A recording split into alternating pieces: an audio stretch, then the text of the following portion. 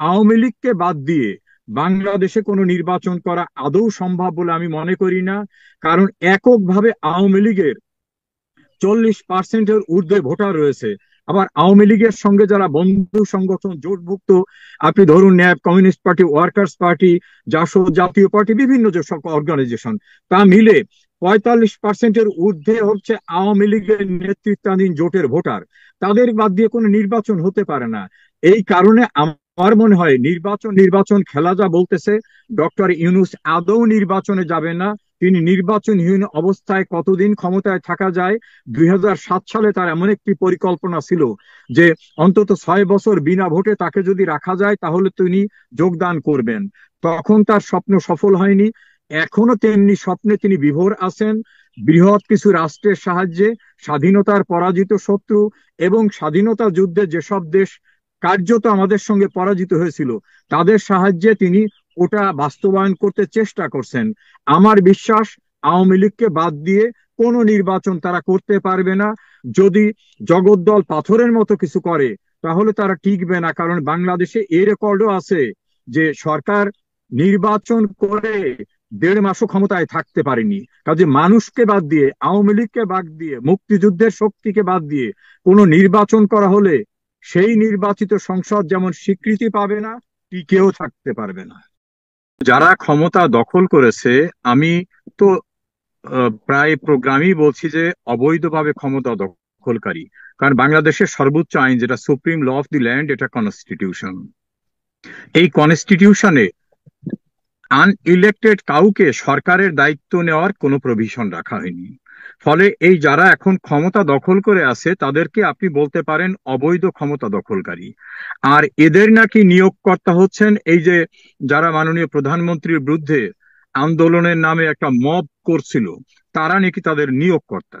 সে কারণেই তারা যেখানে যা করছে তাদের প্রায়োরিটিটা এমন ভাবে ফিক্সড হয়ে আছে যে তারা যাই করবে ওখানে কারো কিছু বলার থাকবে না। আমি দেখলাম বিএনপির সাদেক হোসেন খোকা সাহেবের ছেলে ইশরাক, তিনি একটা প্রেস কনফারেন্সে বলতেছেন যে একটা সিটি কর্পোরেশনের কি একজন কর্মকর্তা নিয়োগে কত কোটি টাকার ডিল হয়েছে। বিদেশে অনলাইন অ্যাক্টিভিস্ট একজন আলোচিত ব্যক্তি, তিনি বললেন গ্যারান্টি দিয়ে যে একজন উপদেষ্টা আমেরিকায় কি পরিমাণ টাকা নিয়েছে, বাড়ি করেছে। এরকম ভাবে পত্র পত্রিকা, সামাজিক যোগাযোগ মাধ্যম বিভিন্ন জায়গায় এভাবে আসছে। এটা এই কারণে বললাম যে নতুন বাংলাদেশ কি, সামরিক শাসন জারি করে জেনারেল এরশাদ যখন ক্ষমতা দখল করেন তখন তিনি একটা গান রচনা করিয়েছিলেন, নতুন বাংলাদেশ গড়ব মোরা, নতুন করে আজ শপথ নিলাম। এরশাদের কনসেপ্ট ছিল নতুন বাংলাদেশ। তিনি প্রথমে সাইকেলে চড়া শুরু করলেন। সাংবাদিকরা জিজ্ঞেস করলো যে স্যার আপনি সাইকেলে যান কেন? বললেন যে আমি তো তেল সাশ্রয় করার জন্য সাইকেলে চড়ছি। বলে সাইকেলের পিছনে যে 30-40টা গাড়ি চলে, এর একটাও কি তেল লাগে না? এ হাস্যকর সব কাহিনী এগুলো। নতুন বাংলাদেশ বলতে একটা ধারণা ধরেন করতে পারি, সেই নতুনটা হচ্ছে এইরকম যে মুক্তিযুদ্ধ যারা করেছে এরা অপরাধ করেছে। মুক্তিযুদ্ধের যিনি নেতৃত্ব দিয়েছিলেন বঙ্গবন্ধু, তার অস্তিত্ব রাখা যাবে না, সেটা একটা নতুন কনসেপ্ট হতে পারে। মৃত্যুঞ্জয় চত্বর যেটা, সেটাকে গুড়িয়ে দেওয়া হবে। মুক্তিযুদ্ধের সমস্ত আন্দোলন সংগ্রামের দীর্ঘ ধারাবাহিকতার যে পুণ্যস্থান বঙ্গবন্ধু ভবন, সেটাকে গুড়িয়ে দেওয়া হবে। মুক্তিযুদ্ধের চেতনায় যারা বিশ্বাস করে তাদেরকে জেলখানায় নিয়ে যাওয়া হবে। এভাবেই বাংলাদেশটার জন্ম যেভাবে হয়েছিল, অভ্যুদয় যেভাবে হয়েছিল, সেখানে যারা যে কনসেপ্ট নিয়ে কাজ করছিলেন, কনসেপ্টটা কি? গণতন্ত্র, সমাজতন্ত্র, ধর্মনিরপেক্ষতা, জাতীয়তাবাদ, অর্থাৎ এটা সেকুলার রাষ্ট্র হবে, বৈষম্য থাকবে না, এই কনসেপ্টটাকে সরিয়ে দেওয়া। এবং সেখানে কি হবে? ইসলামের নাম ব্যবহার করে জঙ্গি রাষ্ট্র ব্যবস্থা কায়েম করা। আর মুক্তিযুদ্ধের যারা সাহায্য করছিলেন, ধরুন ভারত, রাশিয়া সহ অন্যান্য দেশ, তাদের সঙ্গে খারাপ সম্পর্ক, এবং যারা মুক্তিযুদ্ধে বিরোধিতা করেছিলেন পাকিস্তান, আমেরিকা, চীন সহ, তাদের সঙ্গে সুসম্পর্ক। এভাবে মানে মুক্তিযুদ্ধের প্রেক্ষাপটের যে পজিটিভ দিকটাকে, সেটাকে চেঞ্জ করে অন্য একটি জায়গায় নিয়ে আসা হবে। এবং শাহবাগের মতো জায়গায় স্লোগান দেওয়া হয়, এই বাংলাদেশ গোলাম আজমের বাংলাদেশ, এই বাংলাদেশ নিজামীর বাংলাদেশ, এই বাংলাদেশ আলী হোসেন মুজাহিদের বাংলাদেশ। অর্থাৎ যারা স্বাধীনতা যুদ্ধে বিরোধিতা করেছিল তাদের বাংলাদেশ বলে বলা হচ্ছে।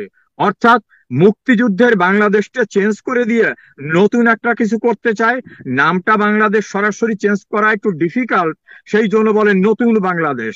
আসলে সব পাকিস্তান কায়েম করা, জঙ্গি রাষ্ট্র কায়েম করা, মুক্তিযুদ্ধের চেতনা ধ্বংস করার একটা রাষ্ট্র ব্যবস্থা কায়েমের নামটা একটা দিতে হবে, তো সেজন্য নামটা রেখেছে নতুন বাংলাদেশ। প্র্যাকটিক্যালি মুক্তিযুদ্ধের পরিপন্থী বাংলাদেশ কায়েম বোধহয় তাদের টার্গেট। জি, ধন্যবাদ রেজাউল ভাই। রেজাউল ভাই, আপনি যেহেতু নতুন বাংলাদেশ নতুন বন্দোবস্ত এই কথাগুলো যেহেতু আসছে, এই কথাগুলোর প্রাসঙ্গিকতা টেনে আপনাকে একটা প্রশ্ন করতে চাই। বাংলাদেশ আওয়ামী লীগ একটি বৃহৎ রাজনৈতিক দল, কিন্তু আমরা যে 5ই আগস্টের যে আন্দোলন হয়েছে বা জুলাই যে আন্দোলন হয়েছে, সেখানে আমরা তরুণদের, বিশেষ করে ছাত্রদের ব্যাপক উপস্থিতি আমরা লক্ষ্য করেছি। সেটা বুঝে হোক না বুঝে হোক, বা কেউ তাদের সাথে প্রতারণা করেছে, যেভাবে হোক, বাট বিশাল অংশের তরুণরা এখানে জয়েন করেছে। সো এই বিশাল তরুণরা আমাদের বাংলাদেশ আওয়ামী লীগের বিপক্ষে যাওয়া বা আপনাদের বিপক্ষে যাওয়ার কারণটা কি, এবং তারা যে তাদের ভুল ভাঙানোর জন্য এবং তাদেরকে ভবিষ্যতে আপনাদের রাজনৈতিক দলের প্রতি ইনক্লুড করার জন্য আপনাদের কি কোনো নতুন কোনো চিন্তা ভাবনা, আপনাদের কি কোনো পরিকল্পনা আছে? দেখুন, আমি আওয়ামী লীগের কেন্দ্রীয় কমিটির বা নীতি নির্ধারণ পর্যায়ের কেউ না। আওয়ামী লীগের আমি একজন সাধারণ কর্মী। তবে একটি সাধারণ কর্মী হিসাবে এবং একজন রাজনৈতিক বিশ্লেষক হিসাবে আমার যেটা অবজারভেশন, পর্যবেক্ষণ, সেটা হচ্ছে আওয়ামী লীগ একটা মাল্টি ক্লাস পলিটিক্যাল অর্গানাইজেশন। এটা কিন্তু কমিউনিস্ট পার্টি বা জামাতের মতো ক্লাসিক্যাল অর্গানাইজেশন না।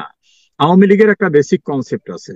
সেই কনসেপ্টে হচ্ছে খেটে খাওয়া মানুষ, দুরবস্থাগ্রস্ত মানুষ, তাদেরকে যে বৈষম্যের শিকার করা হয়েছে সেখান থেকে বের করে আনা, গ্রামগঞ্জ শহর নগর বন্দরের যে বৈষম্য আছে সেটা দূর করা, ধনী দরিদ্রের ভিতরে যে ব্যবধান আছে সেটা দূর করা, সাম্প্রদায়িক ভাবে সম্প্রীতি সৃষ্টি করে হিন্দু মুসলিম বৌদ্ধ খ্রিস্টানের ভিতরে সম্প্রীতি আনয়ন করা, প্রাকৃতিক দুর্যোগ এবং দুর্নীতির একটা স্ট্যাগমা লাগানো যে দেশটা, সেই দেশটাকে একটা পরিচ্ছন্নভাবে ডেভেলপমেন্টের রাষ্ট্রে পরিণত করা। এই সব স্বপ্ন নিয়ে পরাধীনতার শৃঙ্খল ভেঙে একটা স্বাধীন সার্বভৌম বাংলাদেশ কায়েম ছিল আওয়ামী লীগের মূল কনসেপ্ট। যে কনসেপ্টটার প্রণয়ন করেছিলেন বঙ্গবন্ধু শেখ মুজিবুর রহমান এবং তার সঙ্গে যারা নেতৃস্থানীয় ছিলেন, হোসেন শহীদ সোহরাওয়ার্দী, মাওলানা আব্দুল হামিদ খান ভাসানী, শেরেবাংলা একে ফজলুল হক সহ অন্যান্য যারা ছিলেন। সেই জায়গা থেকে আওয়ামী লীগের যে মোটা চিন্তাটা ছিল যে দেশ স্বাধীন করতে হবে, মানুষকে মুক্ত করতে হবে, মানুষকে ডেভেলপমেন্টে নিয়ে আসতে হবে, এই জায়গার কনসেপ্টটা নিয়ে আওয়ামী লীগ এগোবার কারণে ক্লাসিক্যাল পলিটিক্স কিন্তু আওয়ামী লীগ করে নাই। বঙ্গবন্ধু কন্যা বঙ্গবন্ধুকে হত্যার পরে 21 বছর কিন্তু রাষ্ট্র ক্ষমতার বাইরে ছিল আওয়ামী লীগ। এই 21 বছরে কিন্তু বাংলাদেশে মুক্তিযুদ্ধের চেতনাকে বাদ দিয়ে পাকিস্তানি কনসেপ্টকে শিখানো হয়েছে। এই ফাঁকে স্বাধীনতার পরাজিত শত্রুরা কিন্তু অর্থনৈতিকভাবে, শিক্ষায়, প্রশাসনে, পুলিশে, আর্মিতে, বিভিন্ন জায়গায় তারা ওয়েল এস্টাবলিশড হয়েছে। তাদের ব্যাংক হয়েছে, বিশ্ববিদ্যালয় হয়েছে, ট্রেনিং সেন্টার হয়েছে, দেশে তারা বিস্তার ঘটিয়েছে, বিদেশে বিস্তার ঘটিয়েছে। এভাবে তারা যে ডেভেলপমেন্টটা করেছে, শেখ হাসিনা এসে বাংলাদেশে আগে মুক্তিযুদ্ধের কনসেপ্ট এস্টাবলিশের চেষ্টা করেছেন, স্বাধীনতা বিরোধী বা মুক্তিযুদ্ধে যারা অপরাধ করেছে তাদের বিচারের ব্যবস্থা করেছেন, ডেভেলপমেন্টে হাত দিয়েছেন। সংগঠনের ব্যাপারে আপনার ইম্পর্ট্যান্ট কোশ্চেনটার জায়গায় আমি আসছি। সংগঠনের ব্যাপারে আমাদের আরো যত্নশীল হওয়া দরকার ছিল। না হলে ছাত্রলীগের স্লোগান দিয়েছে, বঙ্গবন্ধুর কথা বলতে গিয়ে গলা ফাটিয়ে দিয়েছে, পরে দেখা গেল তারাই এই বৈষম্য বিরোধী আন্দোলনের নামে নেতা, তারাই ছাত্র শিবিরের নেতা।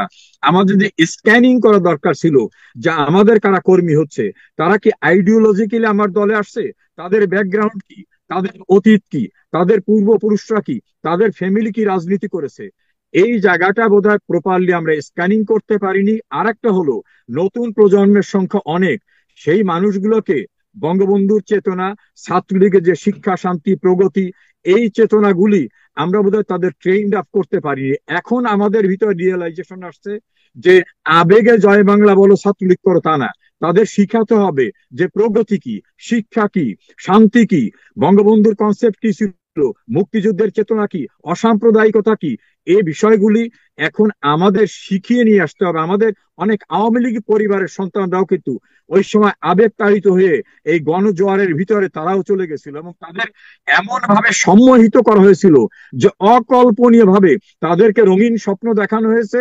সেই স্বপ্ন ভেঙে যাওয়ার কারণে এখন কিন্তু এই যে উমামা, সে আজকে বলতেছে না কোন ভুল স্বপ্নে ছিলাম, অনেকেই বলতেছে যে আমাদের মিথ্যা স্বপ্ন দেখানো হয়েছিল। তাদের স্বপ্ন ভঙ্গ হলো, ইতিমধ্যে তো উন্নয়নের বাংলাদেশটা ভঙ্গ হয়ে গেছে। কাজে আমাদের নতুন করে রাজনীতিকে ঢেলে সাজাবার সময় এসে গেছে। জি, ধন্যবাদ রেজাউল ভাই। আপনি একজন আইনজীবী, আপনি একজন বাবা, আপনি একজন রাজনীতিবিদ, আপনি একজন সংসদ সদস্য ছিলেন, আপনি একজন মন্ত্রী। আপনি দেখেছেন যে এই আন্দোলনে অনেক মানুষ, অনেক ছাত্র ভুলবশত প্ররোচনায় পড়ে হোক, মিথ্যা আশ্বাস পড়ে হোক, বা প্রতারণায় পড়ে হোক, তারা চলে গিয়েছিল এই আন্দোলনে। এবং বাংলাদেশ আওয়ামী লীগ, মুক্তিযুদ্ধ, এগুলোর বিরুদ্ধে বর্তমানে একটা নেগেটিভ তৈরি করা হচ্ছে বাংলাদেশে। সো আপনি একজন বাবা হিসাবে, একজন রাজনীতিবিদ হিসাবে, একজন অভিভাবক হিসাবে, একজন আইনজীবী হিসাবে এদেশের তরুণ সমাজের কাছে মুক্তিযুদ্ধ এবং আগামীর বাংলাদেশ নিয়ে কিছু বলতে চান সংক্ষিপ্তভাবে? যারা আজকের এই অনুষ্ঠানটা দেখছেন, তাদের কাছে আমার উদাত্ত আহ্বান থাকবে, সবার উপরে মানুষ সত্য, তাহার উপরে নাই। যারা সাম্প্রদায়িকতার কথা বলে, যারা বলে যারা মুসলমান নয় তারা কাফের, এই কথা কিন্তু আমাদের প্রিয় নবী রাসূলুল্লাহ সাল্লাল্লাহু আলাইহি সাল্লাম বলেন নাই। যারা বাংলাদেশকে একটা সাম্প্রদায়িক রাষ্ট্রে পরিণত করতে চায়, এরা কিন্তু বাংলাদেশকে পৃথিবীর থেকে বিচ্ছিন্ন করতে চায়। কারণ অসাম্প্রদায়িকতা হচ্ছে এগিয়ে যাবার, উন্নয়নের পূর্ব শর্ত। দ্বিতীয় হচ্ছে, মহান মুক্তিযুদ্ধে কত ত্যাগ স্বীকার করতে হয়েছিল। সেই সময় যারা ইসলামের নাম ব্যবহার করে নারী ধর্ষণ করেছে, বাড়ি লুট করেছে, জোর করে ধর্মান্তরিত করেছে, আগুন দিয়েছে, দেশ ছাড়তে বাধ্য করেছে, সেই ইতিহাস তাদের জানতে হবে। হঠাৎ করে বাংলাদেশটা আসে নাই। বঙ্গবন্ধুর মতো একজন কালজয়ী মহামানব তার জীবনের সবচেয়ে রঙিন 14টা বছর কারান্তরালে থেকেছেন। তাকে মৃত্যুদণ্ড ঘোষণা করার পরে বলেছিল আপনার কোনো চাওয়া আছে কিনা, তিনি বলেছিলেন আমার একটা চাওয়া আছে। তখন পাকিস্তানিরা ভেবেছিল সম্ভবত এখন ক্ষমা চাইবে। উনি বলছিলেন যে আমার চাওয়া আছে, আমার ফাঁসি কার্যকর করা হলে আমার লাশটা যেন বাংলাদেশে পাঠিয়ে দেওয়া হয়। কাজী সেই বাংলাদেশের যারা নতুন প্রজন্ম, যারা আজকে বলতে পারতেছেন যে আমি স্বাধীন সার্বভৌম বাংলাদেশের নাগরিক, যারা বিশ্বের বুকে পরাধীন রাষ্ট্র নয়, যারা লাল সবুজের পতাকা নিয়ে বাংলাদেশে আছেন, যারা মেজর থেকে মেজর জেনারেল হচ্ছেন, যারা সচিব হচ্ছেন, যারা জজ ব্যারিস্টার হচ্ছেন, বিভিন্নভাবে এস্টাবলিশড হচ্ছেন, দেশটা স্বাধীন না হলে এটা হতো না। আজকে যারা আপনাদেরকে বিভ্রান্ত করছে, তারা কিন্তু স্বাধীনতার পরাজিত শত্রু। সুকৌশলে আপনাদেরকে বিভ্রান্ত করে বাংলাদেশের স্বাধীনতাকে বিপন্ন করতে চায়। তাদেরকে আহ্বান জানাবো, প্রগতির স্লোগানে অপ্রতিরোধ্য গতিতে অন্ধকার থেকে প্রগতির মশাল নিয়ে সামনের দিকে এগিয়ে যাওয়ার সংগ্রামে আপনাদের সামিল হতে হবে।